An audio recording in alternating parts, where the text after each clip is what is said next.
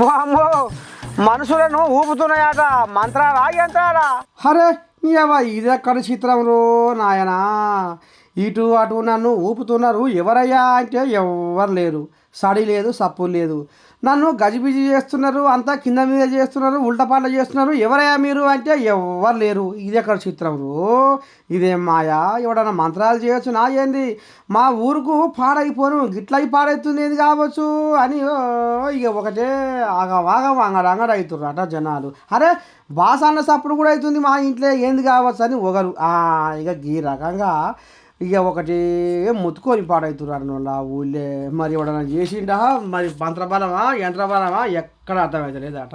అసలు ఏం జరుగుతుందో ఏమైందో ఏం కథో గీళ్ళు ఇప్పి చెప్తుర్రోళ్ళ ఇనురి. ఓ పెదమా అయ్య కానీ అమ్మా, భూకంపము 5 గంటల గట్ల వచ్చింది. బయటికి వచ్చినాము. మా ఇంట్లో బండలు ఉన్నాయి, బయట రేకులు ఉన్నాయి. ఇట్లా గలగల భయం అయింది. ఏంటికో కదులుతున్నది అనుకొని బయటికి వచ్చినాము అంతే. వీడికి మా పెళ్లిళ్ళ నుంచి ఇది మూడోసారి. ఓ పెద్ద మనిషి ఇక నువ్వు చెప్పే. మీ పేరేంటిది? సయ్యద్ అలీ. ఇట్లా ఏం జరిగింది నిన్న? అదే ఇట్లా కూర్చున్నాము, ఒక్కడి పరి గప్పు మన్నది అయితే ఇట్లా ఊగినట్లు అయింది. ఇంతనేం కాలేదు. జనాలు బయటకు వచ్చారా? ఓ और 10-20-25 साल के नीचे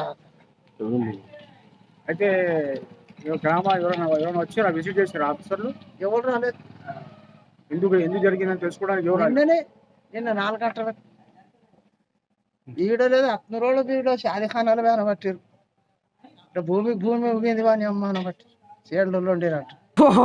అమ్మా అసలు కథ ఇదా? భూకంపం వచ్చి అదే నీ దండం పెడితే భూమండలానికి భూకంపం వచ్చిందులో ఇక ఇటు తలసేములు అటు ఇంట్లో సామాన్లు మనుషులు ఆగవాగమవుతారు అటనులా. అబ్బరకొండ ఇదా కథ?